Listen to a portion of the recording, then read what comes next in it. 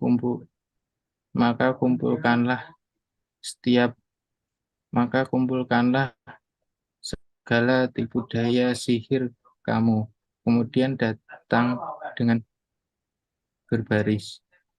Dan sungguh beruntung orang yang menang pada hari ini. Mereka berkata, wahai Musa, apakah engkau yang melemparkan dahulu atau kami yang lebih dahulu melemparkan? Matur suwun Mas, waktu kami kembalikan. Wassalamualaikum warahmatullahi wabarakatuh. Waalaikumsalam warahmatullahi wabarakatuh. Oke, terima kasih Mas Hasan. Kemudian dilanjutkan pembacaan arti ayat 66 sampai ke 70. Mbak Winarsih, bisa voice?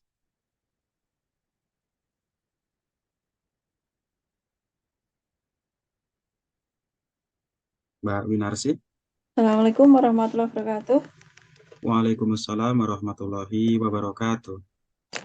Kabar saya di Hongkong baik, sehat, dan alhamdulillah berjalan lancar. Dari 66 sampai ke 70, Mas. Oke, Mbak Winarsih. Saya bacakan artinya. Dia Musa berkata, silahkan kamu melemparkan. Maka tiba-tiba tali-tali dan tongkat-tongkat mereka terbayang oleh Musa seakan-akan ia merayap cepat karena sihir mereka.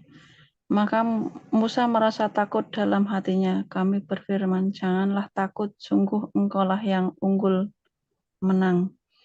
Dan lemparkanlah apa yang ada di tangan kananmu. Niscaya dia akan menelan apa yang mereka buat.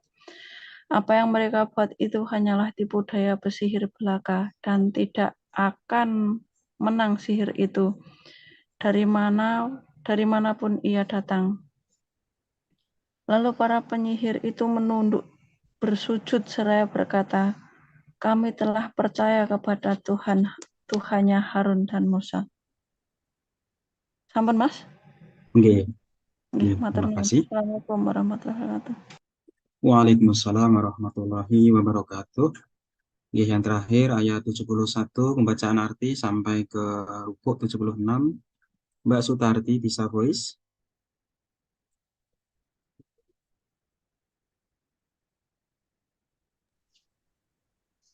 Jadi Mas, Assalamualaikum warahmatullahi wabarakatuh. Waalaikumsalam warahmatullahi wabarakatuh. Alhamdulillah kabar saya di Hongkong sehat. Keluarga yang di Indonesia juga alhamdulillah sehat. Iya, alhamdulillah. Mohon maaf tadi ayat berapa sampai berapa? 71 Sampai 76, Mbak. Oh, nggih. Dia Firaun berkata, apakah kamu telah beriman kepadanya Musa sebelum aku memberi izin kepadamu? Sesungguhnya dia itu pimpinanmu yang mengajarkan sihir kepadamu. Maka sungguh akan kupotong tangan dan kakimu secara tersilang, dan sungguh akan aku salib kamu pada pangkal pohon kurma, dan sungguh kamu pasti akan mengetahui siapa di antara kita yang lebih pedih dan lebih kekal siksaannya.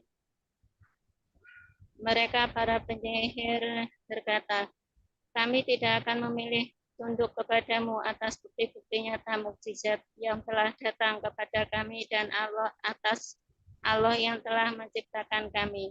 Maka putuskanlah yang hendak engkau putuskan. Sesungguhnya engkau hanya dapat memutuskan pada kehidupan di dunia ini. Kami benar-benar telah beriman kepada Tuhan kami, agar Dia mengampuni kesalahan-kesalahan kami dan sihir yang telah engkau paksakan kepada kami. Dan Allah lebih baik pahalanya dan lebih kekal azabnya. Sesungguhnya barang siapa datang kepada Tuhannya dalam keadaan berdosa, maka sungguh baginya adalah neraka jahanam. Dia tidak mati, terus merasakan azab di dalamnya, dan tidak pula hidup, tidak dapat bertobat. Tetapi barang siapa datang kepadanya dalam keadaan beriman dan telah mengerjakan kebajikan, maka mereka itulah orang yang memperoleh derajat yang tinggi, mulia, yaitu surga-surga Adnan yang mengalir di bawahnya sungai-sungai, mereka kekal di dalamnya. Itulah balasan bagi orang yang menyucikan diri. Sampun Mas, matur suwun. Wassalamualaikum warahmatullahi wabarakatuh. Waalaikumsalam warahmatullahi wabarakatuh. Oke, terima kasih Mbak Sutarti. Dan untuk qiraah serta pembacaan artinya sudah selesai ya. Sambil menunggu Ustadz bergabung, bisa dilanjut untuk kabar-kabari ya. Mas Fahri, monggo bisa voice.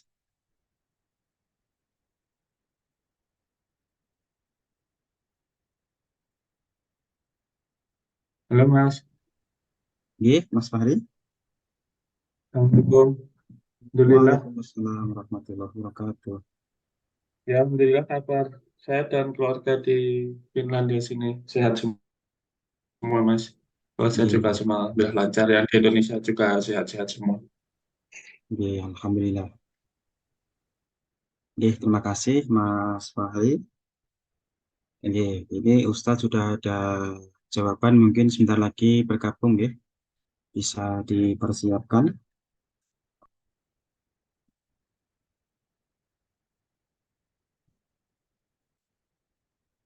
Nggih, yang belum bisa kabar-kabari mohon maaf ya. Nggih, sementara mungkin Ustadz sebentar lagi bergabung.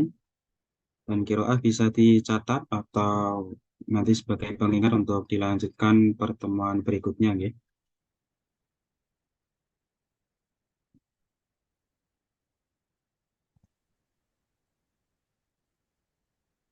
Mas Ma'ruf ada voice masuk ya.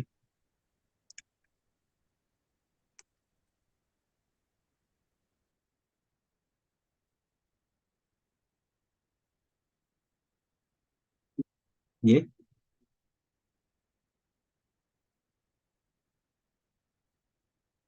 ya insya Allah bisa di ACC Mas.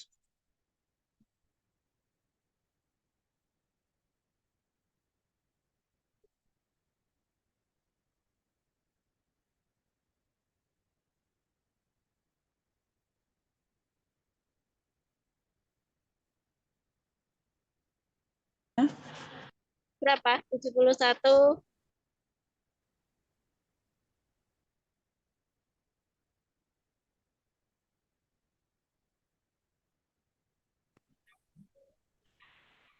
Ya. Assalamualaikum warahmatullahi wabarakatuh Ustadz. Waalaikumsalam warahmatullahi wabarakatuh. Ya, bagaimana kabarnya Ustadz serta keluarga? Alhamdulillah baik Mas, mudah-mudahan semuanya baik. Ya, amin insya Allah. Ya, alhamdulillah sebelum dimulai melaporkan yang sudah tergabung dalam Zoom meeting Ustadz. Ya, Ada 20 saudara, yang dari Korea ada 5 yang bergabung, Jepang 2 saudara, Taiwan 1 saudari, Qatar 2, ditambah dengan istrinya Mas Trian hari Senin sampai di Qatar Ustadz. ya Alhamdulillah, mudah-mudahan Allah memberikan keselamatan, keberlanjutan dan pulangnya. Amin, amin. Yang kemudian dari Hong Kong 3 saudari, Finlandia 1, dan Indonesia 6 yang bergabung Ustadz. Ya, Dan insya Allah bisa dimulai Ustadz.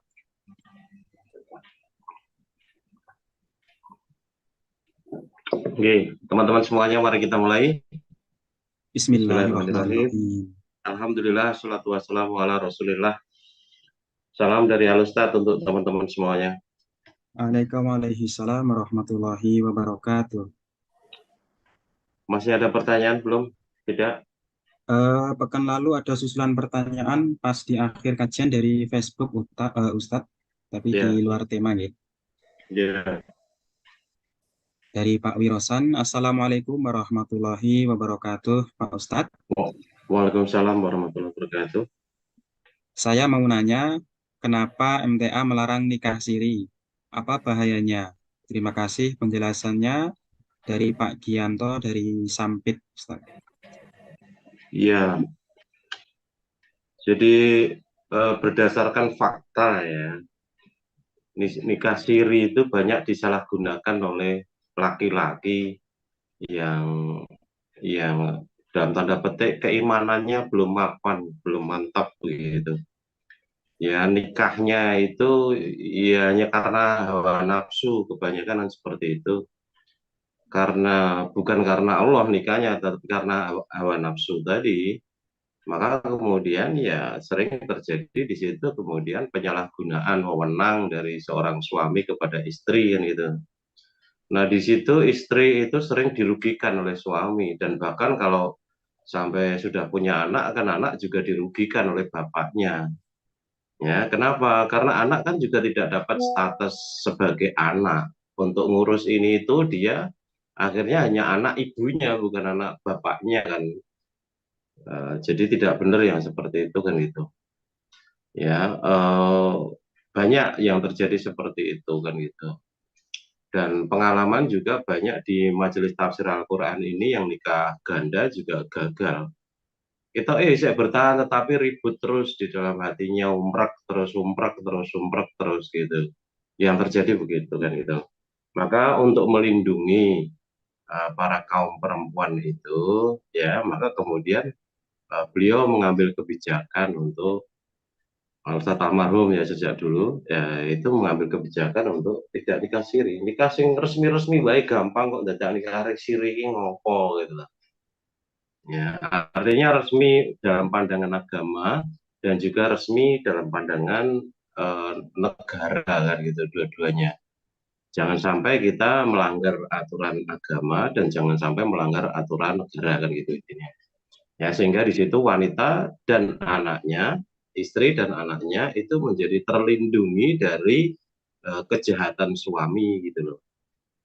Ya, ya ada satu dua yang kelihatan baik gitu ya, satu dua, tetapi sekian banyak yang lain itu isinya ya seperti itu. Jadi belum bisa memberikan gambaran seperti katakan nikah gandanya di zaman Rasulullah dan para sahabat belum bisa, masih amat sangat jauh keimanan mereka gitu. Mungkin saja suatu saat kalau keimanan warga Majelis Tafsir Al-Quran itu sudah setara atau mendekati kan, katakan 50% dari para sahabat saja. Nah, itu kan boleh jadi nanti suatu saat akan diizinkan. Sifatnya itu kan temporer kan gitu ya. Kalau memang keadaannya seperti itu. Artinya pelarangan itu ada ilatnya, ada penyebabnya yang yang harus dihindari negatifnya kan gitu. Ya, maka jangan kemudian a priori atau bersikap negatif ini dibolehkan agama kok kemudian ini tidak dibolehkan. Yo, agama tidak melarang narkoba secara langsung kan gitu. Tapi negara melarang narkoba, MTA bahkan tidak hanya narkoba. Pintu untuk masuk narkoba itu rokok. Kan itu mulainya pada rokok. Maka Al-Ustadz almarhum dulu beliau dengan faktor nahnya itu kemudian melarang rokok itu artinya melarang pintu masuk kepada kehidupan yang amat sangat tercela di situ gitu loh. Sama seperti agama melarang kita untuk bergaul bebas karena pergaulan bebas itu menjadi pintu masuk untuk perbuatan yang tercela, zina misalnya saja. Ya, melarang rokok itu melarang pintu masuknya narkoba. Itu kan satu kecerdasan yang luar biasa. Bahkan kemudian secara bertahap awalnya hanya dilarang untuk merokok saja, tetapi kemudian juga akhirnya dilarang untuk menjual rokok. Nah, kalau kemudian sudah dilarang menjual rokok kan artinya otak orang yang cerdas tentu saja tidak boleh untuk membuat rokok atau memproduksi rokok atau duwe pabrik rokok. Lah aku randok ngedol rokok kok aku duwe pabrik rokok. Gundulmu kan gitu jawabnya harusnya kan begitu. Jadi ya, harus paham ya artinya satu itu punya rangkaian dengan yang lain kan gitu. Begitu Mas, mudah-mudahan bisa dipahami. Oke, untuk pertanyaan pekan lalu sudah tidak ada lagi, Ustaz. Baik, teman-teman semuanya, kita hari ini akan bicara kembali tentang Asmaul Husna. Yang pertama kita akan bicara tentang Al-Hayyu ya, wal Qayyum, Al-Hayyu dan Al-Qayyum gitu. Jadi Al-Hayyu itu sendiri dimaknai sebagai Allah yang maha hidup. Allah yang maha hidup. Artinya ketika kita bicara tentang Allah yang maha hidup itu tentu saja berbeda dengan Al-Muhyi, Allah yang menghidupkan. Ya, karena Allah yang menghidupkan, Allah yang menjadi sumber kehidupan dalam konteks itu kan itu Al-Hayyu kan itu. Nah, kalau kemudian kita bicara tentang Allah Al-Hayyu sebagai Allah yang maha hidup itu jangan dibayangkan seperti manusia yang hidup. Kalau manusia yang hidup itu kan hidupnya sebenarnya dihidupkan oleh Allah. Ya, kalau kemudian Allah mematikan ya kita jadi mati. Ya, maka jangan dibayangkan hidupnya Allah itu seperti kita. Kalau kita sudah bicara Allah yang maha hidup itu, tentu saja hidupnya Allah itu kekal karena Allah harus mengurus semua makhluknya ini. Dan itu konsekuensi logisnya seperti itu. Artinya kemudian ketika kita bicara tentang Allah yang maha hidup itu, tentu ya yang kita maksudkan di situ juga Allah itu yang memberi kehidupan kepada segala makhluknya. Allah sebagai Al-Khaliq, ya dia yang memberi kehidupan kepada semua makhluknya. Bisa juga diartikan kemudian semua makhluknya itu amat sangat tergantung pada dia, semua makhluknya itu berasal dari dia, ciptaannya dia, gitu. Nah kalau tadi disinggung bahwa Allah yang maha hidup itu beda dengan manusia, dia akan kekal abadi, ya, maka kemudian sesuatu yang kekal itu tentu saja tidak akan memiliki awal, tidak berawal dan tidak berakhir yang namanya Allah itu. Ya. Kita bisa buka yang apa namanya ayat kursi itu surat yang terkenal, ayat yang terkenal yang sering dibaca dihafalkan oleh banyak umat Islam, tetapi banyak di antara mereka tidak paham bahwa itu adalah pelajaran tauhid yang luar biasa hebat dan itu. Oleh karena itu mari kita buka sekarang.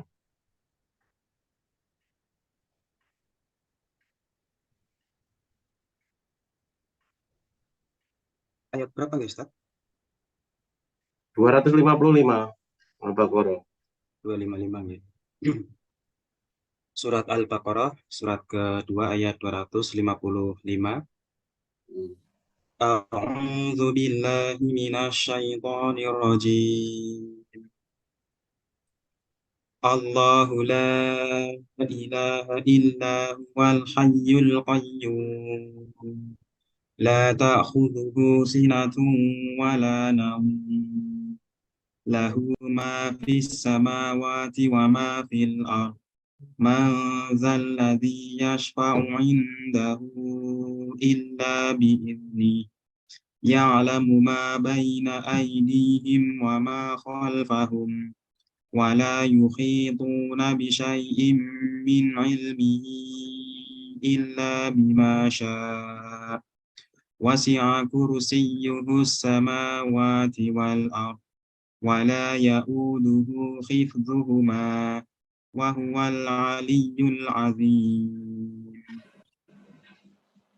Allah, tidak ada Tuhan selain Dia, yang maha hidup, yang terus-menerus mengurus makhluknya, tidak mengantuk dan tidak tidur. Miliknya apa yang ada di langit dan apa yang ada di bumi. Tidak ada yang dapat memberi syafaat di sisinya tanpa izinnya. Dia mengetahui apa yang di hadapan mereka dan apa yang di belakang mereka, dan mereka tidak mengetahui sesuatu apapun tentang ilmunya, melainkan apa yang Dia kehendaki. Kursinya meliputi langit dan bumi, dan Dia tidak merasa berat memelihara keduanya, dan Dia maha tinggi, maha besar. Ya, kita lihat satu persatu, kita lihat satu bagian per bagian. A'udzubillahi minasyaitonirrajim. Allahu la ilaha illa huwal hayyul qayyum. Allah, tidak ada ilah selain Dia.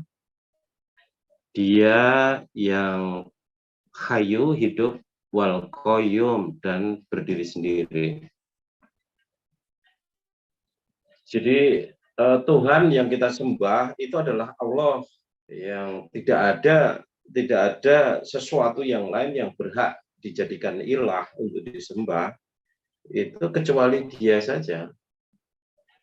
Artinya kalau kemudian kita menyembah selain Allah, ya, itu keputusan yang salah kan itu, yang tentu saja akan membawa kepada kesesatan kan itu. Artinya juga kalau kita menyembah Allah, kemudian juga menyembah sesuatu selain Allah, itu juga keputusan salah juga, karena itu termasuk syirik kan itu. Ya, yang pertama bisa masuk kafir, yang kedua tadi bisa termasuk syirik, menyekutukan Allah kan itu. Ya, apalagi di situ ditegaskan al-hayyu al-qayyum, wal hayyu wal qayyum kan itu. Artinya Dia Allah yang kita sembah itu, Dia Allah yang kita pertuhankan itu, Dia itu hidup, tidak mati. Ya, artinya hidup itu ya tidak mati itu begitu maksudnya. Coba dibuka di dalam surat, kita lanjutkan. Coba dibuka di dalam surat apa tadi? Furqan ya, ayat 58 coba. Furqan surat ke-25 ayat 58. Surat Al-Furqan surat ke-25 ayat ke-58. Wa tawakkal 'alal, ya, saya ulangi Ustaz. Wa tawakkal 'alal hayyil ladzi la yamutu wasabbih bihamdi wa kafa bihi bidzunubi ibadihi khabira. Dan bertawakallah kepada Allah yang hidup, yang tidak mati, dan bertasbihlah dengan memujinya, dan cukuplah Dia Maha mengetahui dosa hamba-hambanya. Ya, artinya tadi kita katakan bahwa Allah la ilaha illa huwal hayyul qayyum. Tadi Allah tidak ada Tuhan yang layak untuk disembah. Dia itu hidup dan berdiri sendiri kan gitu ya.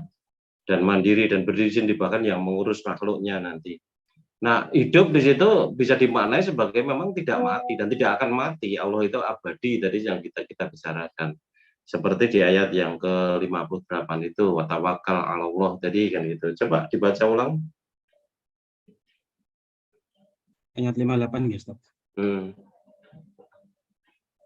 Wa tawakkal 'alal hayyil ladzi la yamutu wasabbih bihamdi wa kafa bihi bidzunubi ibadihi khabira. Dan bertawakallah kepada Allah yang hidup, yang tidak mati, dan bertasbihlah dengan memujinya, dan cukuplah Dia Maha mengetahui dosa hamba-hambanya. Ya, kita bisa lihat di situ. A'udzubillahi minasyaitonirrajim. Wa tawakkal 'alal hayyil ladzi la yamutu wasabbih bihamdihi. La yamutu. Artinya di situ al-hayyu itu dijelaskan sebagai alladzi la yamutu. Kalau hidupnya manusia kan tidak seperti itu. Ya, hidupnya manusia itu ya sebentar saja, kemudian akan disusul dengan kematian. Tetapi Allah di situ disebut alal hayyil ladzi la yamutu. Ya, supaya kita itu bertawakal kepada Allah, zat yang Dia itu hidup, yang tidak mati gitu loh. Ya, kalau kita hidup itu, kalau tadi kita sifati Allah itu sebagai zat yang maha hidup gitu ya, tidak mati, maka kemudian kita bisa memberikan judgement kepada apa yang dilakukan oleh Nabi Ibrahim ketika dia mengingatkan masyarakatnya supaya tidak menyembah patung itu, karena patung itu kan sesuatu yang mati. Kenapa disembah? Tidak bisa memberikan madarat dan juga tidak bisa memberikan manfaat. Maka kalau kita sebagai orang Islam, sebagai hambanya Allah, yang kita itu menyembah Allah yang maha hidup, al-hayyu, bahkan qayyum, ya, yang maha mengurus makhluknya, nanti bisa dimaknai seperti itu. Ya, maka itu sudah benar kan itu. Artinya manusia yang punya banyak kelemahan ini dalam banyak bidang itu memang betul-betul perlu tempat bersandar, atau perlu tempat bergantung. Tempat bersandar bergantung yang betul itu ya kepada Allah yang memang Dia hidup, kekal, abadi, dan memang al-qayyum, mandiri dan mengurusi makhluknya kan gitu. Nah, kita kembali ke Al-Baqarah ayat 255 tadi kan gitu. Jadi kita sebagai hamba Allah ya itu sudah benar, artinya kita betul-betul menyembah Tuhan yang benar ya, Allah yang dia itu mempunyai sifat seperti itu tadi ya, yang hidup dan terus menerus mengurus makhluknya kan. Artinya kalau Allah itu hidup gitu ya, kalau Allah itu hidup sedang kita itu adalah makhluknya yang harus diurus oleh Allah, maka mestinya tidak perlu ada kekhawatiran apapun kepada kita karena Allah itu Maha mengetahui ya kekurangan kita, kebutuhan kita, kapan kita butuh bantuan, kapan kita tidak butuh bantuan dan sebagainya itu Allah tahu betul itu dan tidak akan pernah meleset gitu loh. Sehingga harusnya memang tidak ada seorang muslim, seorang Islam, seorang beriman pun yang dia itu risau dengan rezekinya, risau tidak bisa menyelesaikan masalahnya, risau karena penyakitnya, risau karena rekening banknya itu kemudian amat sangat turun drastis dan sebagainya. Itu sesuatu yang sangat-sangat tidak perlu. Apalagi Rasulullah sudah mengajarkan kepada kita semuanya bahwa yang namanya harta dunia dengan segala isinya ini tidak lebih berharga daripada sehelai sayap nyamuk. Kalau kemudian kita masih merisau dengan harta dunia, pangkat jabatan dan seterusnya tadi, bahkan juga pertemanan, persahabatan, institusi, organisasi atau apapun itu berarti memang keimanan kita kepada Allah itu masih memprihatinkan. Tauhid kita itu masih gembus.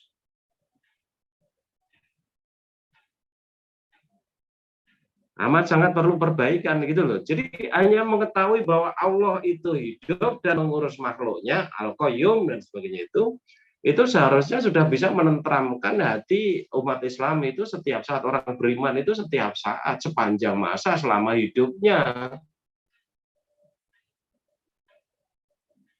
Ya. Nah, karena persoalannya karena kita tidak mengenal Allah, gitu ya, maka tidak mencintai Allah, maka berita apapun yang datang dari langit itu kita pahami hanya sebentar saja, tetapi kemudian jadi menguap.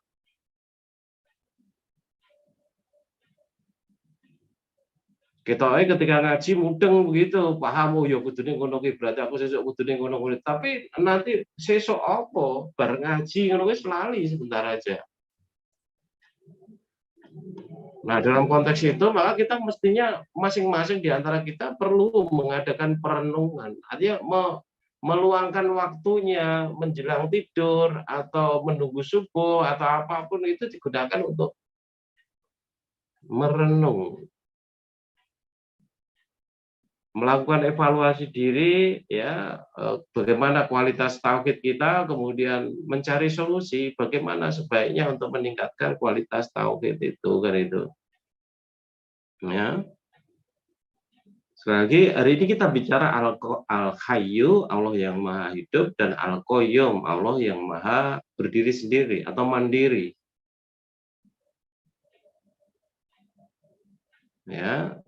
Dan ya, berdiri sendiri mandiri itu maksudnya kan tidak butuh sesuatu yang lain, karena tidak butuh sesuatu yang lain malah yang lain, sesuatu yang lain itu membutuhkan dia, membutuhkan Allah. Maka dari itu juga sering dimaknai Al-Qayyum itu sebagai zat yang senantiasa mengurus makhluknya. Coba dibuka di dalam surat Fatir ya, ayat 15 mungkin sampai 17 itu tentang Al-Ghani.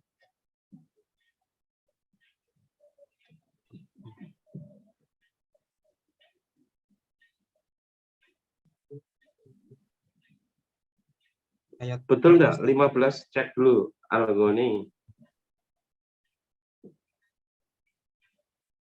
yang memerlukan Allah ya Ustaz. Ya? Ya, Iya, betul, ya. Surat Al-Fatir, surat Fatir, surat ke-35 ayat ke-15. Ya, sampai 17. 2 ayat nggih. Sampai 17. 3 ayat. Nggih, surat Fatir surat ke-35 ayat 15 sampai 17. Ya. بالله من الشيطان الرجيم يا أيها الناس أنتم الفقراء إلى الله والله هو الغني الحميد إن يشاء يذهبكم ويأتي بخلق جديد وما ذلك على الله بعزيز. Wahai manusia, kamulah yang memerlukan Allah, dan Allah dialah yang maha kaya, tidak memerlukan sesuatu, maha terpuji. Jika dia menghendaki, niscaya dia membinasakan kamu, dan mendatangkan makhluk yang baru untuk menggantikan kamu. Dan yang demikian itu tidak sulit bagi Allah. Nah, ini menjelaskan sifat Allah yang Al-Qayyum tadi, yang dia berdiri sendiri, maha mandiri, tidak membutuhkan makhluknya, bahkan dialah yang mengurus makhluknya, gitu. Maka kita perhatikan ayat ke-15, A'udzubillahi minasyaitonirrajim. Ya ayyuhan nasu antumul fuqara'u ilallah, gitu. Jadi wahai sekalian manusia, kamulah yang memerlukan Allah. Jadi kita memang butuh Allah untuk mengurusi kita. Yang sering terjadi itu adalah bahwa ketika kita itu dalam keadaan terpuruk, kesulitan, sakit keras, ya menghadapi tagihan utang yang bertubi-tubi dan sebagainya, itu kita baru merasakan kita itu butuh pertolongan, kita butuh Allah gitu. Ya, tetapi ketika rezekinya lancar-lancar saja, ketika sehat-sehat saja, lupa dia bahwa dia itu amat sangat tergantung kepada Allah, hidupnya, sehatnya itu juga tergantung kepada Allah, rezekinya itu juga berasal dari Ar-Razzaq alias Allah juga. Ya, maka kemudian dia berbuat maksiat.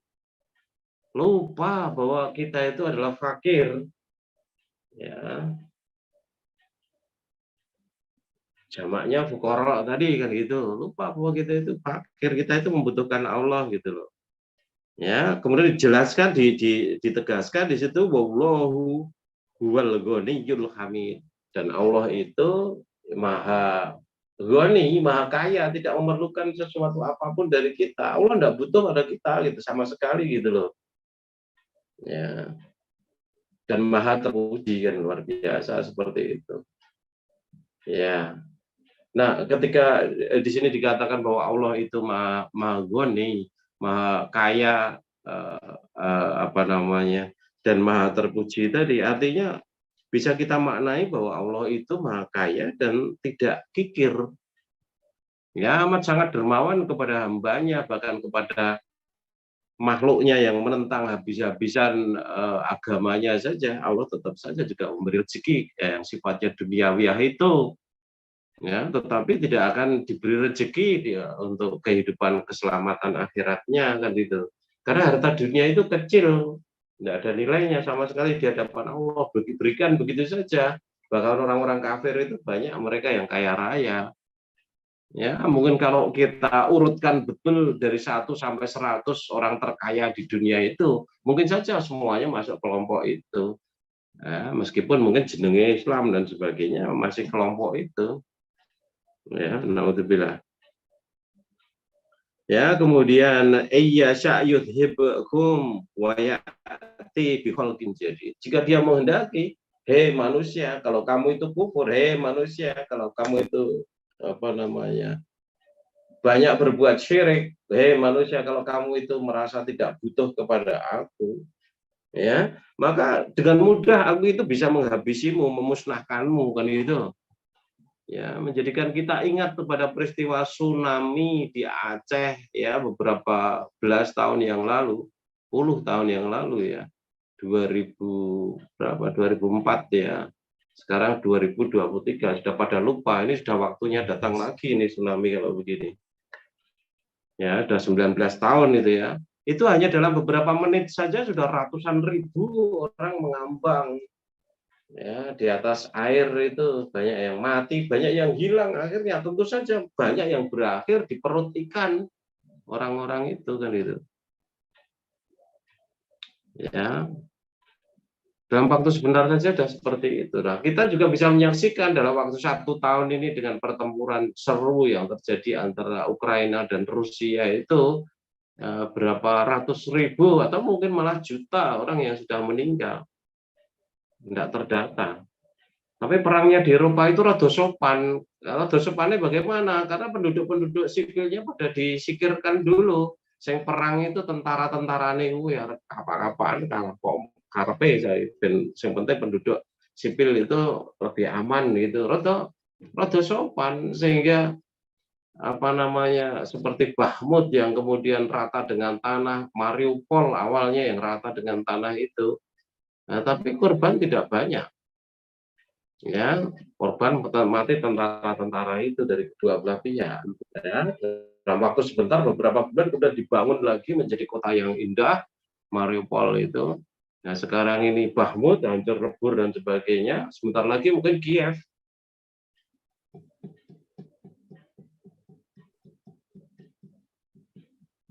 Atau sopan itu. Nah, Allah punya kemampuan seperti itu dan bahkan ditegaskan di akhir ayat itu wa madzalika 'alallahi bi'aziz, dan tidaklah yang demikian itu bagi Allah itu sulit. Tidak ada yang sulit karena Allah itu Maha Perkasa, Al-Aziz, Maha Perkasa. Tidak ada yang sulit bagi Allah gitu.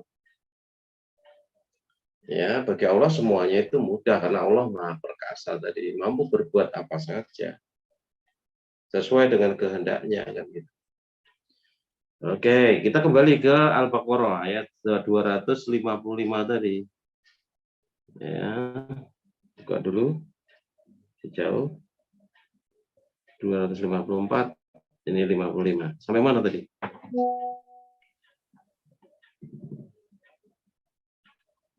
(65). Ya, sebentar. Berarti jadi 12 anu Sampai mengantuk dan tidak tidur tadi, Ustaz. Ya, sebentar.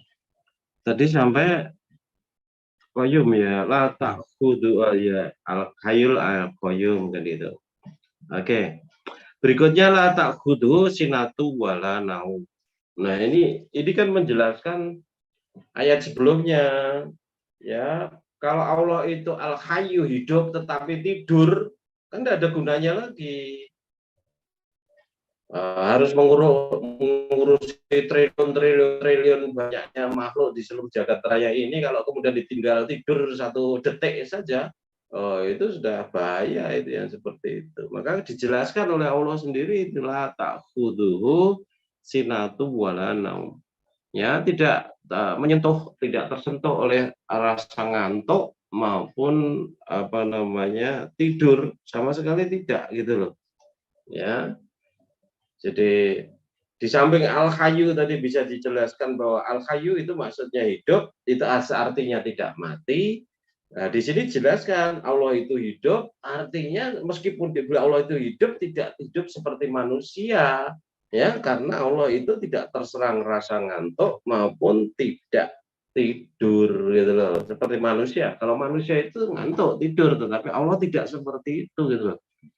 Nah, supaya manusia itu paham kalau dia itu ngantuk, itu kontrol terhadap dirinya sendiri itu sudah hilang. Ya, kayak temboknya dijeduk, pan pundak ewang liya nang kereta subway misalkan kanggo turu dan sebagainya. Kalau nyopir ya iso nabrak dan sebagainya ketika ngantuk, apalagi tidur. Ketika tidur sama sekali tidak berdaya.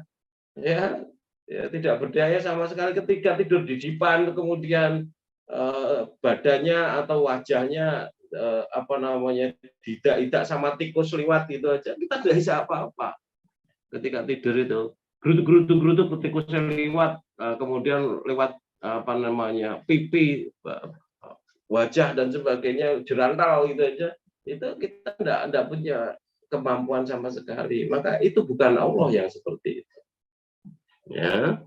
Jadi jangan bayangkan hidupnya Allah itu seperti kita, sama sekali tidak. Hidupnya Allah itu hidup dengan penuh kesempurnaan, tidak tersentuh segala macam kekurangan, termasuk ngantuk dan juga tidur tadi kan gitu.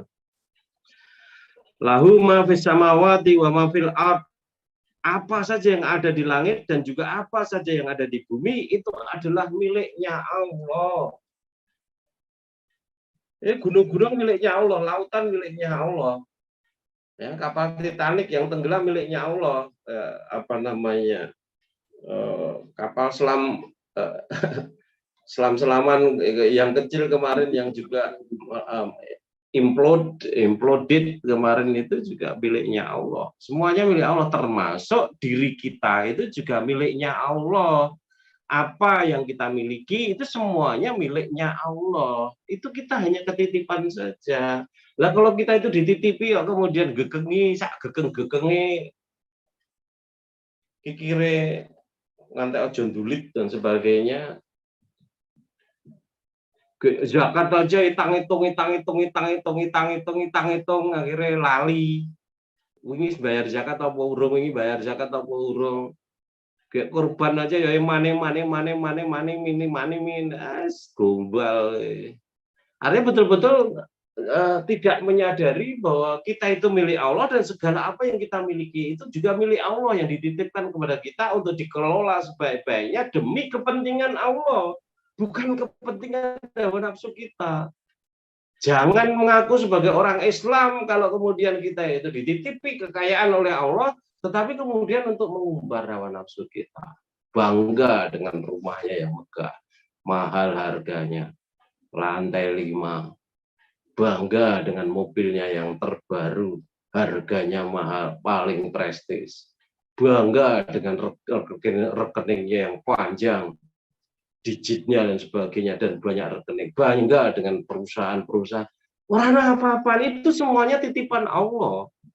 Yang kalau kamu itu kemudian meleset untuk menggunakannya, itu yang akan menyebabkan kamu masuk neraka, kekal selama-lamanya. Harta itu hanya ujian, pangkat jabatan itu hanya ujian untuk kita.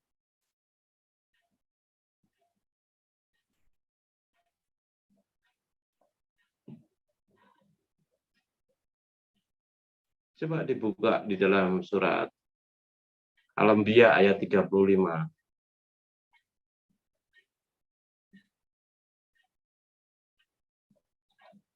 Surat Al-Anbiya, surat ke-21 ayat 35. Ya. A'udzu billahi minasyaitonir rajim. Kullu nafsin dha'iqatul maut. Wa nabluukum bisyarri wal khairi fitnah. Wa ilaina turja'un. Setiap yang bernyawa akan merasakan mati. Kami akan menguji kamu dengan keburukan dan kebaikan sebagai cobaan, dan kamu akan dikembalikan hanya kepada kami. Ya, kita perhatikan di situ. Kullu nafsin dha'iqatul maut. Semua yang berjiwa itu pasti akan mati. Kita sudah menyaksikan sendiri orang-orang yang berada di sekitar kita meninggal dunia, baik yang tua maupun yang muda. Dan kita juga akan menghadapi yang sama.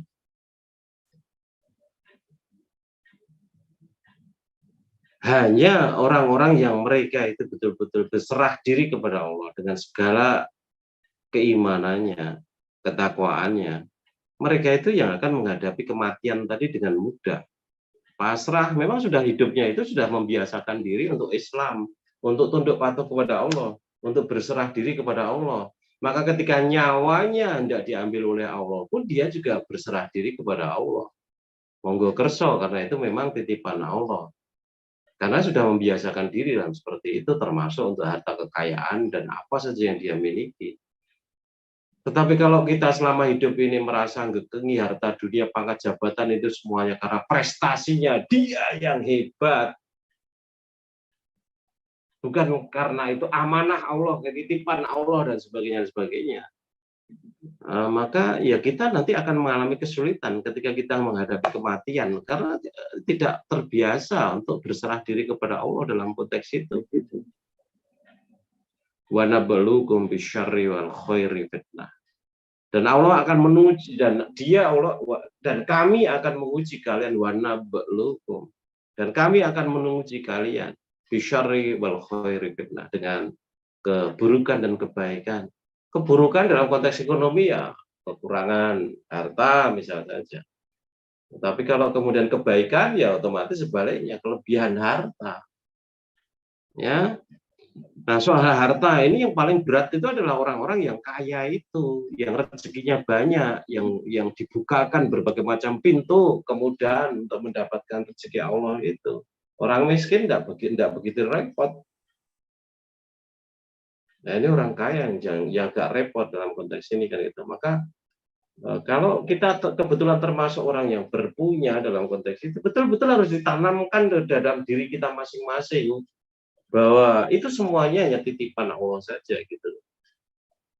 Mungkin saja kita mendapat penentangan dari orang-orang sekitar kita, teman baik kita, teman seperjuangan kita, atau mungkin kita mendapat penentangan dari keluarga kita dan sebagainya. Ya itu juga termasuk bagian dari fitnah tadi, bagian dari cobaan tadi yang betul-betul sama-sama kita luruskan.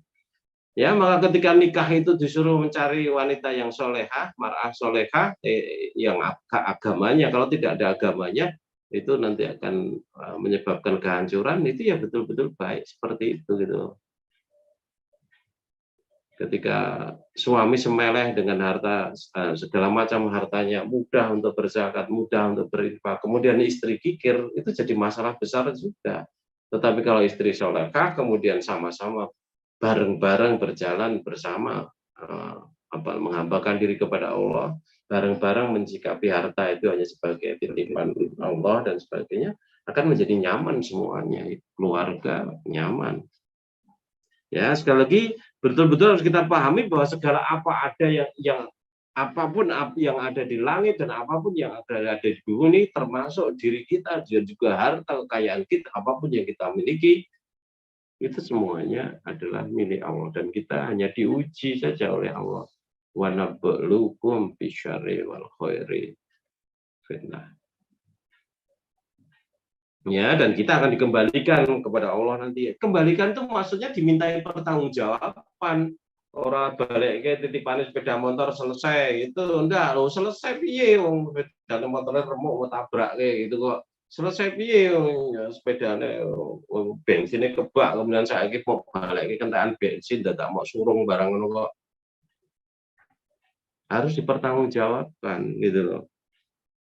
Jadi kan pertanggungjawaban yang paling adil nanti di akhirat dan resikonya itu kekal selama-lamanya. Kalau kita lulus ya bahagia kekal selama-lamanya. Kalau kita kemudian gagal menghadapi pertanggungjawaban di hadapan Allah, itu nanti kita akan berada di dalam keadaan siksa yang mengerikan kekal selama-lamanya di akhirat nanti kan gitu. Ya, man dzalladzi yashfa'u indahu illa bi'idznih. Man dzalladzi yashfa'u indahu illa bi'idznih. Jadi tidak ada orang yang dapat memberi syafaat di sisinya tanpa izinnya. Gitu. Ingat bahwa syafaat itu ya kita dapatkan di dunia ini, di akhirat nanti itu hanya realisasinya saja. Di akhirat nanti realisasinya saja. Kalau sudah dijelaskan oleh Rasul Al-Quran, syafi'un syafa'un, wa makinun musaddaqun, dan sebagainya itu, nah, ada Quran itu syafaat yang mensyafaati. Siapa saja yang mereka itu mengikuti Quran, dibawa ke surga, dibimbing ke surga. Tapi siapa saja yang mereka itu menjadikan Quran di belakangnya, ngentuti Quran, gitu ya, Quran di belakangnya, ya dia dijongkongke, ya, masuk neraka kan gitu. Ya, jadi syafaat itu sebenarnya kita peroleh di dunia ini dengan hidup sesuai dengan Quran tadi, maka akhiratnya selamat. Nah, sunatullahnya selamat dengan izin Allah itu mengikuti sunatullahnya tadi sesuai dengan syariatnya. Kalau tidak begitu, tidak akan dapat. Kalau tidak sesuai syariatnya, tidak sesuai sunatullahnya, ya tidak akan mendapatkan izin dari Allah. Seizin Allah, sesuai dengan syariat Allah, sesuai dengan sunatullahnya. Hidup kita bagaimana di dunia ini? Ngikuti Quran enggak? Kalau ngikuti Quran, ya Quran akan membimbing dia selamat ke surga nanti.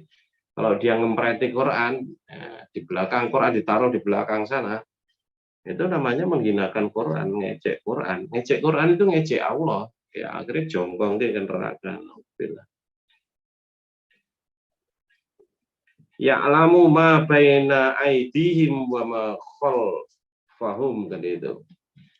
Jadi dia Allah itu mengetahui apa yang di hadapan mereka dan apa yang di belakang mereka. Artinya Allah mengetahui masa yang akan datang baina aidihim, ya di depannya nanti, kemudian wa ma khalfihim kan itu. Wa ma khalfahum kan itu, dan apa ada yang di belakangnya kan itu. Masa lampau, Allah mengetahui yang lampau maupun yang akan datang maupun yang lampau. Kita manusia tidak mengetahui sama sekali yang sudah lewat saja. Yang kita ketahui juga hanya sedikit sekali yang berhubungan dengan kita. Di luar yang berhubungan dengan kita sudah tidak mengetahui sama sekali. Yang kita ketahui, yang kita alami pun masa lampau sudah pada lupa, ketumpuk memori yang lain, ketumpuk memori yang lain, ketumpuk memori yang lain, begitu. Ya, maka memanfaatkan proses penumpukan memori tadi, kita dianjurkan oleh Allah untuk senantiasa memperbanyak amal soleh. Ya, amal soleh banyak lagi, tumpuk lagi, tumpuk lagi, tumpuk lagi, tidak ingat lagi apa yang kita lakukan dengan kebaikan-kebaikan itu, sehingga kita tidak cerita riya kepada orang lain. Nah, kalau amal soleh ya kita ingat-ingat supaya kita ingat-ingat untuk kita sesali dan tidak diulangi lagi untuk bertobat kan gitu. Ya. Jadi pandangan manusia amat sangat terbatas sekali, tetapi Allah mengetahui apapun nasibmu itu akan seperti apa ketika kamu mati, apakah husnul khotimah ataukah su'ul khotimah, itu sudah diketahui oleh Allah. Nah, kalau sudah diketahui oleh Allah bahwa kita ini mati nanti masuk neraka atau masuk surga dan sebagainya, untuk apa kita hidup? Ya kita untuk hidup itu untuk berusaha supaya kita itu mati dalam keadaan husnul khotimah itu. Maka tempuh sunatullahnya menuju keselamatan tadi, mati dalam keadaan beriman kepada Allah, pasrah kepada Allah kan itu.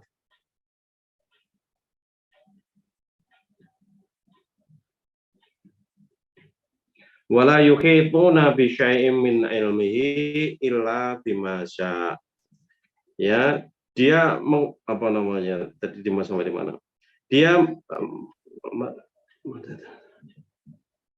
wala yuhituna bi syai'in min ilmihi illa bima syaa. Dan yuhit ya, dan mereka tidak mengetahui sesuatu apapun tentang iya, wala yuhituna, dan mereka tidak mengetahui bisya'im, sesuatu pun min ilmi, dari ilmunya Allah, illa bima syaa, kecuali ya hanya sedikit saja yang Allah izinkan kita untuk mengetahui kan itu. Ya. Nah, di sini apa namanya? Ayat ini mengarahkan kita supaya kita itu menyadari ya bahwa ilmu kita itu tidak ada apa-apanya dibandingkan ilmu Allah, karena Allah itu mengetahui yang akan datang maupun yang lampau, yang panjangnya tidak terkira bagi kita sebagai manusia, tetapi yang diketahui oleh manusia itu hanya sedikit sekali.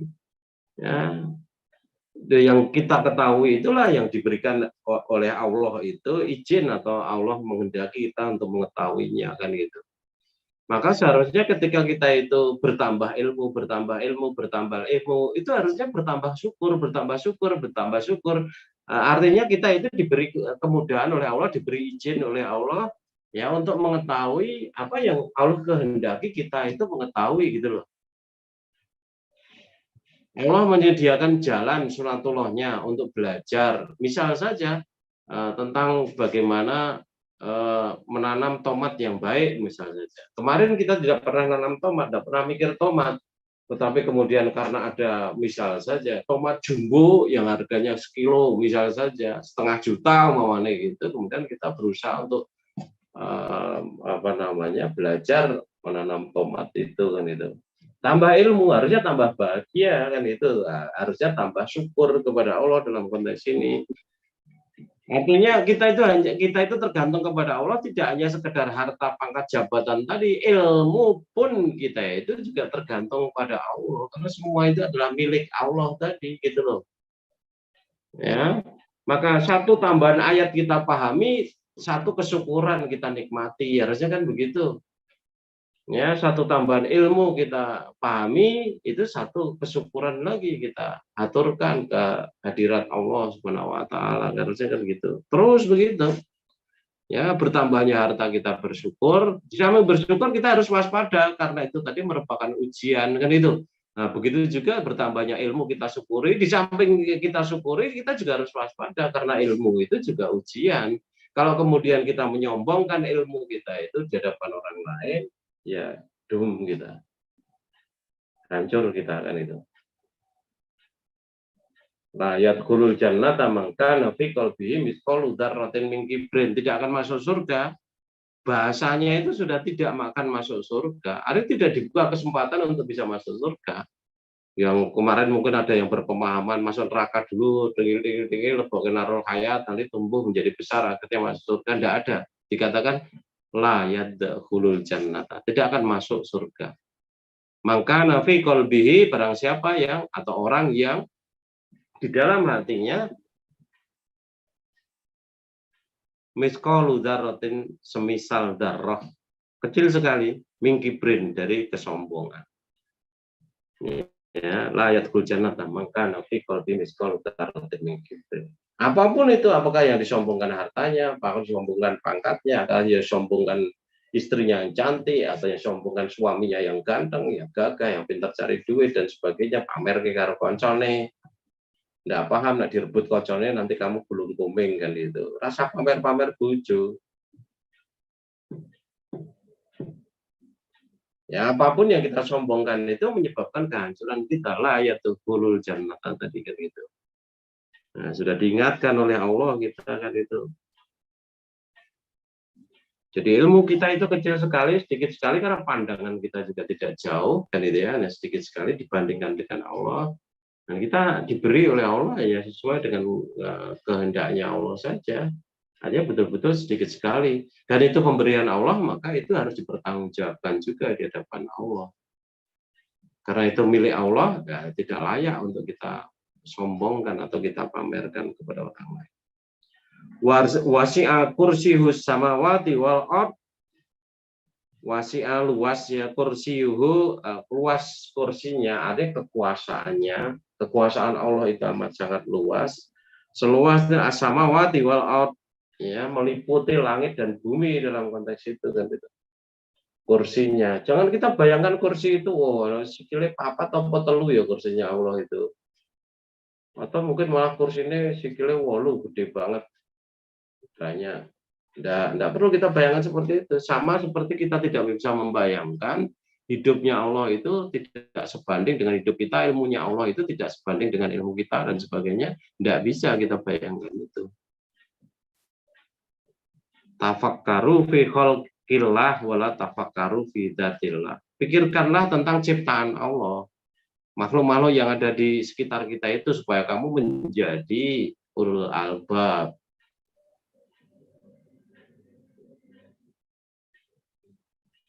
Yang dipikirkan ciptaan Allah kan gitu. Kalau terhadap zatnya Allah itu kita dzikrullah saja. Alladzina yazkuruna Allah qiyaman wa qu'udan wa 'ala junubihim wa yatafakkaruna fi khalqis samawati wal ard. Kan itu cirinya ulul albab seperti itu. Yaitu orang-orang yang senantiasa ingat kepada Allah, zikir kepada Allah dalam keadaan berdiri, duduk maupun berbaring. Artinya dia berzikir dalam keadaan situasi, kondisi apapun. Semuanya dalam rangka untuk membangun kedekatan dia dengan Allah. Menjaga kedekatan dia dengan Allah. Membangun kedekatan dia dengan Allah. Tadzakkaru kan itu. Tadzakkaru kan gitu. Kemudian dilanjutkan wa yatafakkaruna fi khalqis samawati wal ard. Dan dia senantiasa memikirkan ya apa yang ada di langit dan di bumi, ciptaan Allah, makhluk Allah yang ada di langit dan bumi. Ya. Nah, orang-orang yang kemarin memikirkan tentang bagaimana proses terciptanya COVID-19 varian ini, bagaimana kemudian bisa memutasi varian ini menjadi varian itu dan sebagainya, mengikuti itu. Kemudian bagaimana bisa kita menciptakan vaksin yang dia itu efektif untuk memberantas COVID, ya varian ini, Delta misalnya varian itu, umum Omicron yang sekian-sekian dan sebagainya itu, misalkan itu sudah pasti akan mendapatkan berkah Allah yang banyak kalau dia orang yang beriman kan gitu. Tetapi kalau kemudian sebenarnya seorang ilmuwan yang ahli di bidang itu, tetapi dia melewati masa COVID tadi dengan hanya tidur mendengkur saja, tidak mau berpikir tentang fenomena alam, tidak mau melakukan wayatafakkaruna fi khalqis samawati wal ardh, ya dia tidak akan termasuk ke dalam kelompok orang-orang yang disebut oleh Allah sebagai ulul albab. Yang akhirnya melalui penelitiannya, melalui pemahamannya, itu akhirnya dia bisa melihat kebesaran Allah. Rabbana ma khalaqta hadza bihaqilah. Allah, manusia tadi, orang seperti itu, ulul albab tadi, dia mengetahui kemanfaatan dari COVID itu apa, kemanfaatan dari vaksinnya itu apa, bagaimana cara membuat vaksin, bagaimana Allah menciptakan sunatullah untuk terciptanya vaksin dan sebagainya, itu sebagai kehebatan Allah, sebagai asyafi kan tentu saja di situ kan itu ya. Wah, itu akan semakin mengagungkan Allah dan dalam konteks itu dengan tindakannya wa yatafakkaruna fi khalqis samawati wal ardh tadi. Ya, tidak kemudian statis saja, tidak mau berpikir kan gitu. Ya, kembali kekuasaan Allah dahsyat amat sangat luas tadi ya, jangan pernah kita memikirkan tentang zat Allah itu, tapi ini memikirkan tentang apa saja yang ada di langit dan di bumi tadi. Jadi tidak ada yang lepas dari kekuasaan Allah sama sekali. Allah itu untuk membunuh Vladimir Putin mudah. Bagi Joe Biden itu sulitnya sudah setengah mati untuk mitos Vladimir Putin itu. Ya, baru saja orang-orang Eropa Barat bahagia karena pemberontakan dari tentara bayaran Wagner yang berhasil menduduki markas militer Rusia di bagian selatan, kemudian menyerbu Moskow, ya, ribuan pasukannya dikirim untuk mengepung Moskow, tetapi ternyata kemudian dia berubah pikiran, tidak mau, dia malu kalau dia kemudian akhirnya disebut sebagai pengkhianat bangsa. Akhirnya orang-orang Eropa keplok-keplok, Amerika, Joe Biden, dan yang lain-lainnya nanti keplok-keplok, Rusia hancur. Allah berkehendak lain, ya muqallibal qulub, wahai zat yang membolak-balikkan hati. Ya, Gergosin yang sudah marah setengah mati karena pasukannya ditembak dengan pesawat terbang, beberapa mati, kemudian akhirnya balas dendam mengejar Menteri Pertahanan atau penguasa militer dari Rusia dan sebagainya, sudah terbakar emosi begitu, mengerahkan ribuan tentaranya dengan sampai membawa rudal S-300 dan sebagainya, tank panser, kendaraan lapis baja dikerahkan untuk menyerang Moskow. Tetapi kemudian di tengah perjalanan berubah pikiran. Allah yang merubah bolak-balikkan hati itu. Ya, hakikatnya seperti apa kita tidak tahu, tetapi kita juga mengetahui bahwa Putin segera memanggil Ramzan Kadyrov yang punya tentara Muslim yang paling hebat di dunia saat ini. Harusnya sekarang ini umat Islam seluruh dunia itu berjajar di belakang Ramzan Kadyrov ini kalau mau mulia untuk menghancurkan Barat itu malah kan gitu. Tapi kita pengecut yang banyak itu sehingga tidak berani bergabung di sana. Harusnya kekuatan militer di berbagai tempat itu bergabung dengan Ramzan Kadyrov, ya, yang di situ juga ada backingan Putin dan sebagainya, sehingga mampu menandingi Barat, sehingga mampu melepaskan Palestina dengan segera. Israel karena apa-apanya kalau harus berhadapan dengan Rusia. Ya, nah tapi ya ndak mudeng ngomong gue ya SB menesis kita ngalah wis. Nah, berikutnya wala yasfa'u inda apa wala Wala ya'uduhu. wala ya ora ketok. Wala ya'uduhu hifdzuhuma. Ya wala ya'uduhu hifdzuhuma wa huwal aliyyul azim. Dan dia tidak merasa berat memelihara keduanya dan dia maha tinggi lagi maha besar. Iya, merasa berat itu satu kelemahan sama seperti ngantuk tadi. Kehidupan Allah itu tidak diembel-embeli dengan berbagai macam kekurangan atau kelemahan. Sama seperti ketika Nabi Ibrahim mencari Tuhannya, kemudian menemukan bintang di malam hari bersinar. Wah, ini Tuhanku, ini percaya, bermanfaat untuk nelayan, bermanfaat untuk penunjuk arah dari orang-orang yang berjalan di padang pasir dan sebagainya dan sebagainya. Tetapi ketika pagi apa namanya bintang itu hilang, enggak suka ini. Bukan, yang namanya Tuhan itu tidak seperti ini. Tuhan tentu tidak punya kekurangan kan itu. Termasuk di sini Tuhan itu tidak akan merasa berat untuk melakukan apapun ngurusi makhluknya sebagai Al-Qayyum tadi kan gitu. Ya. Wa huwal aliyyul azim, dan dia maha tinggi lagi maha agung kan itu. Agung atau perkasa sama saja. Ya. Ya, maha tinggi kemuliaannya, maha tinggi kekuasaannya, maha tinggi posisinya, kedudukannya dan sebagainya. Maha agung juga dengan berbagai sifat-sifat Allah atau asmaul husnanya itu dan itu. Ya. Maka dengan mengetahui segala sifat Allah yang diuraikan di dalam ayat ini, mestinya kita bersyukur, tunduk patuh kepadanya. Tidak ada celah sama sekali bagi kita untuk meremehkan, mengecilkan Allah itu. Maka hanya kebodohan saja, ketololan saja, kedunguan saja, kalau kemudian kita itu melupakan kekuasaan Allah pada diri kita begitu saja, mengabaikannya semaunya. Dungu itu namanya. Ya, ada beberapa ayat lain seperti di surat Al Imran ayat yang kedua itu berbicara tentang Al-Hayyul Qayyum. Silakan dibuka.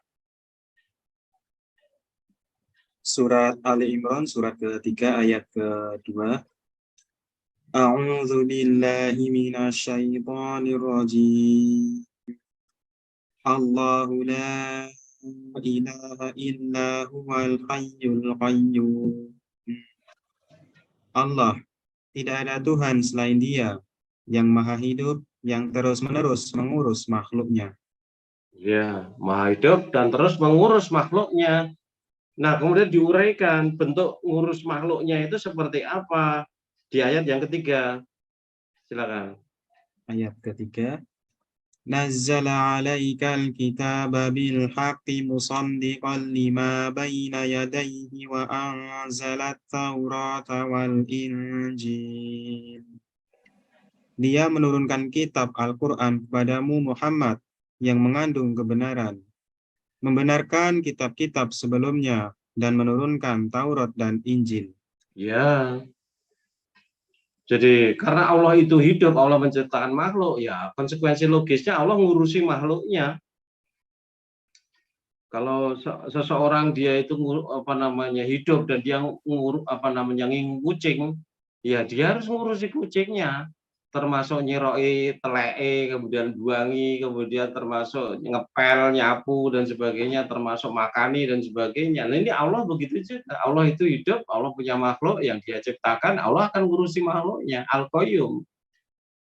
Nah, salah satu bentuk dari wujud ngurusi makhluknya itu Allah menurunkan Quran sebagai pedoman hidup bagi manusia yang menyelamatkan, kan gitu.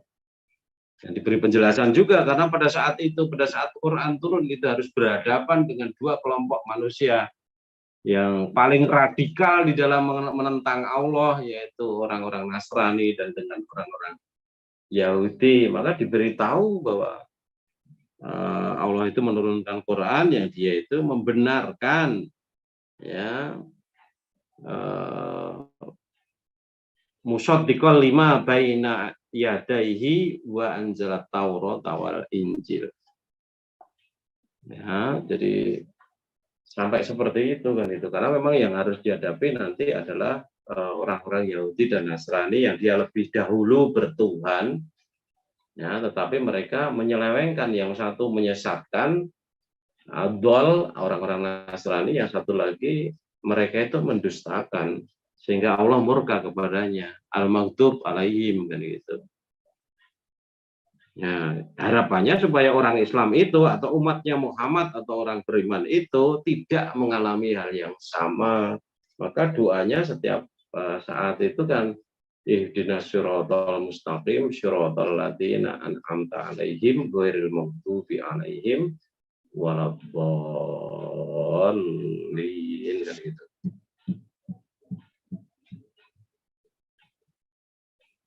Ya.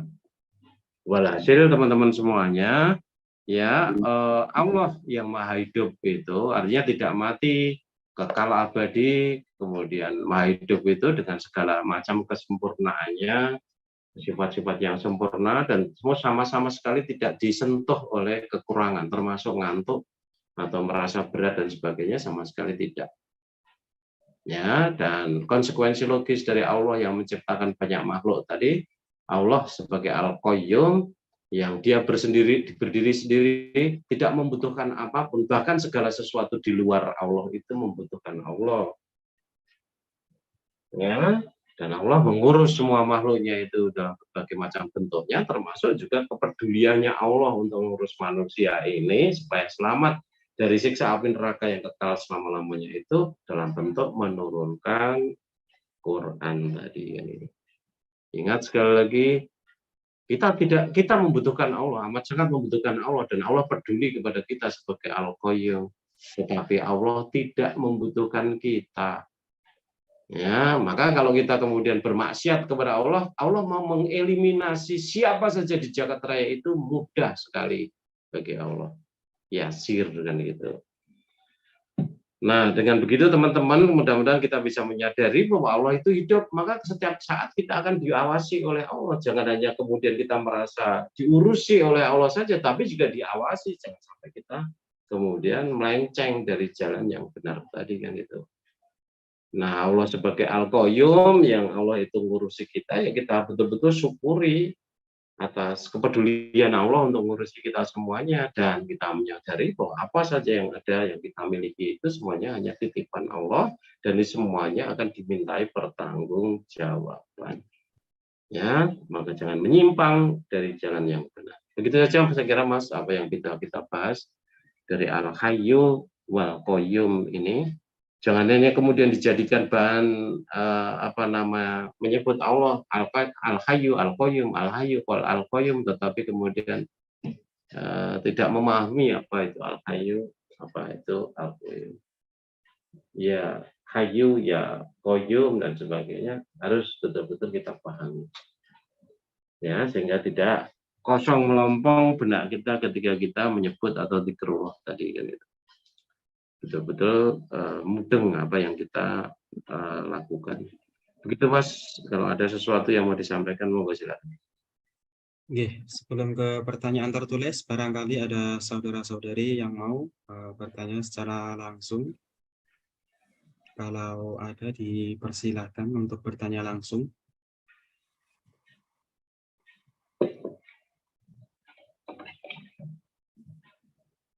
Belum ada nih. Oke, sementara belum ada, masuk ke pertanyaan tertulis, Ustaz. Pak Suwarno. Ya, Assalamualaikum warahmatullahi wabarakatuh, Mas. Waalaikumsalam warahmatullahi wabarakatuh. Silakan Mas Warno. Ada titipan pertanyaan nih satu Pak Ustaz.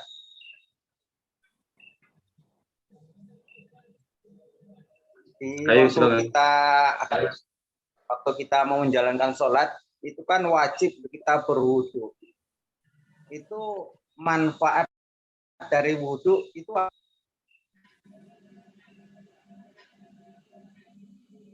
Terputus Pak Suwarno. Assalamualaikum warahmatullahi wabarakatuh.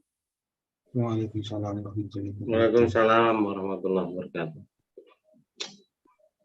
Ya, hikmahnya itu bisa menghapus dosa, tapi pahami betul ya, bahwa sebenarnya kalau dari sisi duniawiahnya itu kan sebenarnya tuntunan untuk bersuci, tuntunan untuk berbersih kan gitu ya.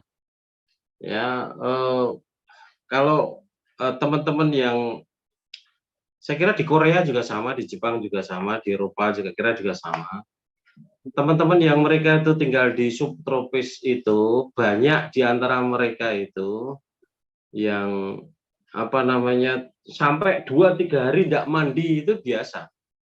Orang mandi, orang gosok gigi juga biasa seperti itu gitu. Tetapi umat Islam ini dituntun untuk 5 kali sehari untuk gosok gigi supaya untune itu awet. Karena untune tadi giginya itu akan dimanfaatkan seumur hidup. Kalau umurnya sampai 90 tahun ya akan dimanfaatkan terus. Kalau umurnya seperti Nabi Nuh itu 950 tahun ya untune giginya itu terus akan dimanfaatkan untuk makan. Makan itu perlu hidup itu perlu makan itu perlu gigi. Maka gigi itu penting. Maka kemudian juga kita ada berkumur. Ya, termasuk cuci muka dan lain senada dengan itu kan harapannya seperti itu. Ya, dari sisi lain kita bisa ambil hikmah supaya kita itu betul-betul mensucikan muka kita, mensucikan telinga kita, mensucikan kepala kita. Artinya isinya kepala kita, otak dari yang ngeres-ngeres, yang tidak baik dan sebagainya, arahnya ke sana. Ya. Ya. Nah, kaitannya dengan ibadah itu sebenarnya kita tidak harus ngerti manfaatnya apa itu dan sebagainya, tidak. Ya, kalau seseorang itu memang mencintai Allah, Allah perintahkan untuk wudhu dulu saat turun sholat, ya dia akan senang hati mengikuti perintah Allah itu. Maka yang penting itu sebenarnya adalah tauhid. Yang penting itu adalah mengenal Allah supaya kita mencintai Allah. Setelah mencintai Allah itu syariat apapun dalam bentuk apapun itu akan menjadi enteng, ditanggapi dengan cinta kepada Allah gitu. Ya, seumpamanya wudhu itu tidak ada manfaatnya sama sekali. Terus arep ngopo? Arep boikot sama Allah. Allah ora mudeng, ora ono gunane kok dikon umpamane gitu. Nah, sama seperti alif lam mim itu. Alif lam mim. Apa artinya? Manfaatnya apa? Orang yang ngerti hakikat sebenarnya. Terus kalau begitu, ngapain kita belajar Al-Quran? Oh, enggak ngerti apa-apa manfaatnya juga. Gitu. Tidak seperti itu kalau seseorang mencintai Allah itu. Ya, katakan mencintai seorang gadis, ya, gadis tadi kebetulan orang India. Nah, kemudian pada satu kesempatan itu kemudian gadis tadi menempelkan sesuatu yang warnanya merah di batuk dan sebagainya. Manfaatnya apa? Cowoknya ya tetap senang-senang wae walaupun itu tidak ada manfaatnya. Kalau memang cinta kepada Allah gitu loh. Jadi itu apa ya, mudek mulek mumet serak dan sebagainya itu karena kita tidak mencintai Allah.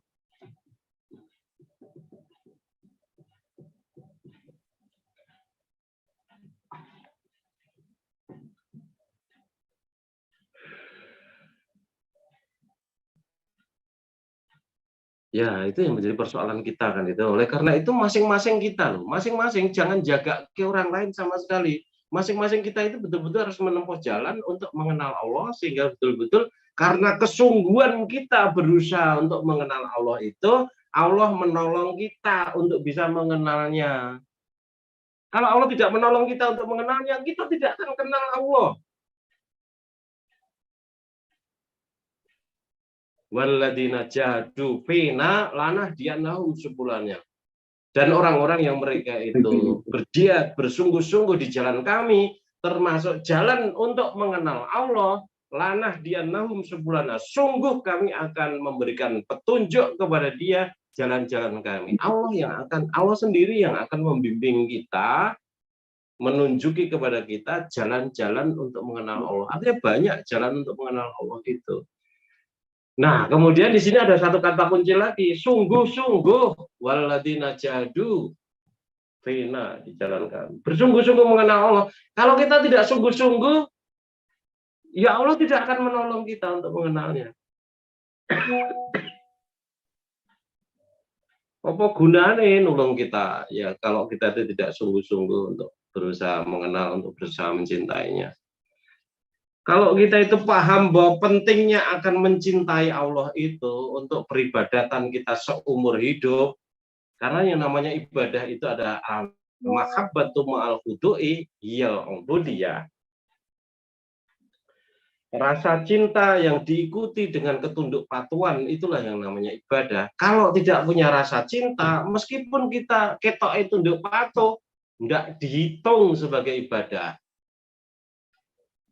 Artinya harus ada kata kunci, cinta kepada Allah. Nah, jalannya cinta kepada Allah hanya satu, mengenal Allah.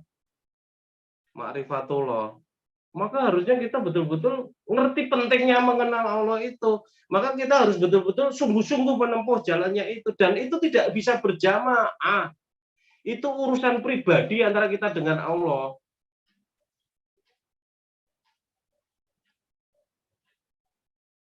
Maka orang yang bersungguh-sungguh pribadi untuk mengenal Allah tadi, Allah akan tunjuki jalannya tadi sesuai dengan janjinya Allah tadi. Kalau kita tidak menempuh cara seperti itu, seumur hidup kita swidak tahun ngaji, tidak bakal mengenal Allah. Sholat, batu ngantek bolong, tetap tidak akan mengenal Allah. Kalau tidak mengenal Allah, tidak akan mencintai Allah. Kalau tidak mencintai Allah, amal kita tidak akan dinilai sama sekali sebagai ibadah oleh Allah. Ingat, a'udzubillahi minasyaitonir rajim. Qul in kuntum tuhibbunallah fattabi'uni yuhibbukumullah wa yaghfir lakum dzunubakum wallahu ghafurur rahim. Qul, katakan wahai Muhammad kepada para sahabatmu, katakan wahai Muhammad kepada orang-orang yang beriman. In kuntum tuhibbunallah, jika kalian mencintai Allah, ada syaratnya di situ. In kuntum tuhibbunallah, jika kalian mencintai Allah, fattabi'uni, ikutilah aku. Yuhibbukumullah wa yaghfir lakum dzunubakum. Niscaya Allah akan mencintai kalian dan akan mengampuni dosa-dosa kalian, diberi tekanan lagi, highlight lagi, wallahu ghafurur rahim, dan Allah Maha Pengampun lagi Maha Penyayang.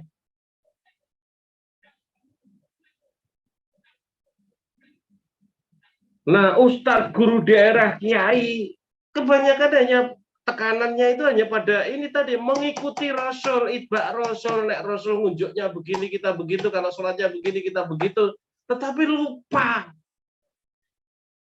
untuk memberi tekanan kepada cinta kita kepada Allah. Cinta kepada Allah itu akidah, mengikuti itu syariah.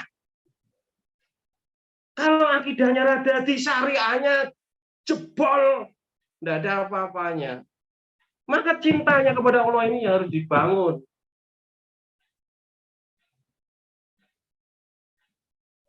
Dia menteri agama, dia menggawa sebuah organisasi besar dan sebagainya, tidak akan selamat kalau tidak mampu menumbuhkan cinta kita kepada Allah. Sekali lagi, karena ibadah kita semuanya tidak dihitung oleh Allah.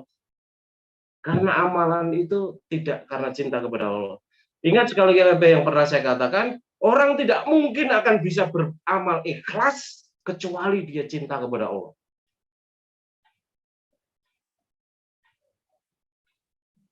Kamu tidak bisa belajar kepada ini, belajar kepada itu, belajar kepada ini, belajar itu, kemudian tiba-tiba mengenal Allah. Raiso. Kamu harus berusaha sendiri betul-betul. Taqarrub ila Allah. Betul-betul mendekatkan diri kepada Allah, ya.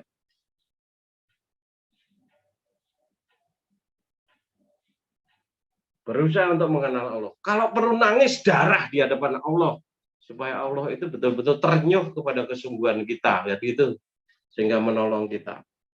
Tanpa pertolongan Allah untuk mengenal Allah, tidak mungkin kita bisa mengenal Allah. Otak kita itu terlalu kecil dibandingkan dengan Allah yang maha dahsyat, luas ilmunya, luas kekuasaannya, luas sifat-sifatnya. Saya ulang sekali lagi, Cinta itu akidah, cinta kita kepada Allah itu akidah, sedangkan mengikuti Rasul itu adalah syariah. Syariah tidak akan jalan dengan baik kecuali dengan akidah. Maka cinta itu yang harus kita tumbuhkan di dalam hati kita ya, dengan cara berusaha untuk mengenal Allah. Tidak kenal maka tak sayang, kan gitu. Dulu sudah diuraikan berkali-kali caranya bagaimana. Dilihat kembali rekamannya. Nggak selamat kalau tidak seperti itu. Wes laporno kepada siapapun, tidak akan selamat dengan cara seperti itu. Kalau ada jalan lain yang bisa menyelamatkan seperti itu, jewer now.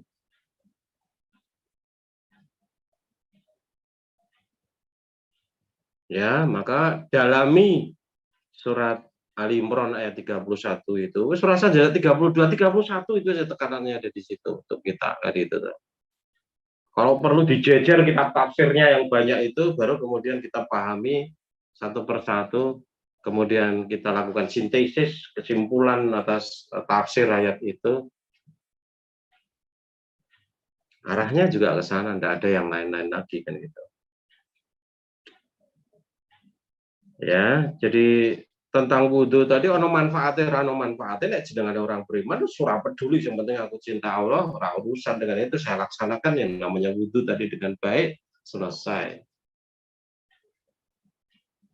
Ya, toh kalau keuntungan hanya masa gosok gigi, gugune kena rontok dan sebagainya itu kecil, semuanya kecil, tidak ada apa-apanya. Yang besar ya tadi kalau kita mengamalkan amal soleh itu ya apa namanya, keburukan kita diganti oleh Allah dengan kebaikan. Artinya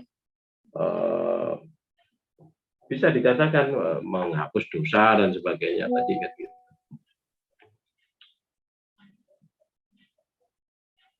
Jadi segala amal baik itu punya fungsi juga untuk menghapus dosa kan gitu. Begitu Mas, mudah-mudahan bisa dipahami. Iya, satu pertanyaan lagi ya, Ustaz. Ya. Tentang korban dari Facebook. Ya. Assalamualaikum Ustaz. Waalaikumsalam warahmatullahi wabarakatuh. Kalau kita dapat daging korban, kita tidak mau memakannya, terus kita kasih kepada orang lain, apakah kita berdosa, Ustaz? Iya, enggak apa-apa, boleh saja diberikan. Ya, dulu ini bikin salah paham ya. Dulu kita itu di Jogja pembagiannya kan hanya sekitar 3,5 on, enggak salah waktu itu ya, kecil ya. Kecil sekali kalau di lingkungan kita kan itu sebenarnya. Kemudian saya dapat bagian korban dari kampung itu beberapa, kemudian apa namanya, yang dari kampung tadi tak bagi-bagi lebok ke apa namanya, besek-besek kita untuk dibagikan kepada sekitar gen lebih patut begitu. Tetapi kemudian ada orang yang salah paham, nesu pada saya kan gitu. Harusnya kan terbalik. Jadi hati kita dulu ini cinta kepada Allah tadi yang menjadikan kita itu nikmat untuk beragama. Cinta kepada teman, saudara, sesama ngaji itu yang menjadikan kita nikmat untuk berinteraksi, senantiasa husnudon. Tetapi kalau cintanya itu tidak ada, ononemi benci, ya kemudian akhirnya suudon tadi yang kemudian muncul di situ kan itu. Kita berbuat baik, tetapi kacamata dia itu kacamata jaran sehingga tidak mampu melihat bahwa itu perbuatan baik. Ketoknya gelap tok gitu loh. Nah gelap mbuh apa sing ketok di situ. Naudzubillah. Nah, itulah yang banyak terjadi hal yang tidak karuan itu seperti itu.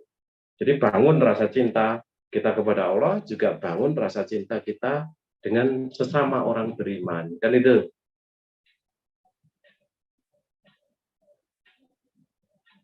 Kan sifat orang beriman itu adil latin alal mukminina, aizzatin alal kufar atau kafirin kan gitu ya.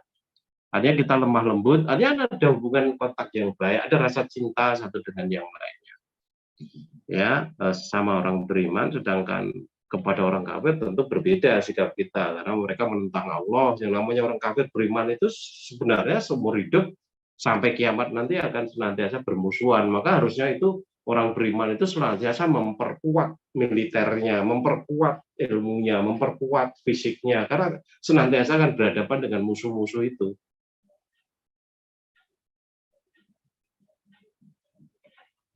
Ya, boleh. Apalagi kalau kamu punya tekanan darah tinggi, kemudian kamu takut untuk makan daging kambing, sementara kamu diberi kambing, daging kambing, dan sebagainya. Maka kalau tidak kamu makan, kamu berikan kepada tetangga, bagus itu. Jadi didol, jadi dibuang kan gitu ya. Dikeke wae ya, baik kan itu. Bagus, tidak masalah, boleh. Udah lagi? Masih ada banyak, insya Allah disampaikan pertemuan selanjutnya Ustadz, karena waktu sudah jam 11 di Korea. Kemudian menyampaikan laporan terakhir yang menyimak dalam Zoom ada 26 saudara. Kemudian yang menyimak di YouTube ada 37 dan Facebook ada sekitar 30-an Ustadz. Ya, alhamdulillah, mudah-mudahan kita semua bisa mengambil manfaatnya. Amin. Maaf kalau rodo emosi atau rodo menekankan, betul, karena memang pentingnya rasa cinta kita kepada Allah agar supaya amal kita itu dinilai ibadah oleh Allah. Begitu aja saya kira apa yang bisa kita bahas, kurang lebihnya saya minta maaf. Mari kajian kita akhiri. Alhamdulillah.